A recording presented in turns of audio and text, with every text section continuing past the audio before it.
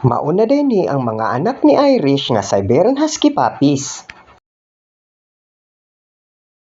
Another day, another dog 101 mga kabathala. Update data ni atong mga baby wolf karon kay tulo naman kasi mana gikan sa ilang pagkahimugso maong amo na ni silang giligo ug dinhi amo na ni silang gipauga. Pinaagi sa pagtrapo og maayo ug gigamitan pa gyud namo og blower kay lisod na magka-skin irritation niya ni sila. Unya, gigroom pag yun namo sila, gisudlayan og tarong o gibrush pagkahuman arong matangtang ang mga namuo ilawom sa balhibo. Kay double coated ba ning mga Siberian Husky mga higala. Maong effort kayo ang akong asawa sa pagsudlay ani nila. Ni konsumo po nigdugay-dugay nga oras oy sa pagligo og sa paggroom namo ani nila. Kay amo man gyung gisiguro nga malimpyo aron mosamot na ni sila kagwapo ug gwapa. Unya, nahuman na po din namo sila og purga ni atong niaging simana aron himsog ang ilang panlawas ba og walay makapakgang sa ilang pagdako og pagtubo. Unya, puryabuyag, mga tambukikoy kining mga ituya.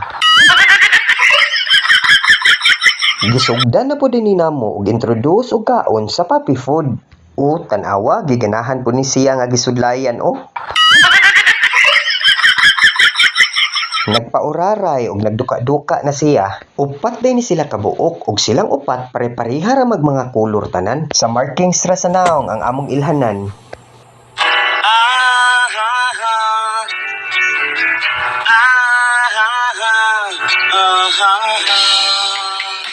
Og dinhi human-human na ni namo sila og limpyo. Mao nang amo na ni silang gipang plastar ngadto sa ilahang pet crate. Di ara mao na ni silang upat. Nangatulog na kay gi-electric panan man pagkahuman. Sige, din hilang takutob. Babush!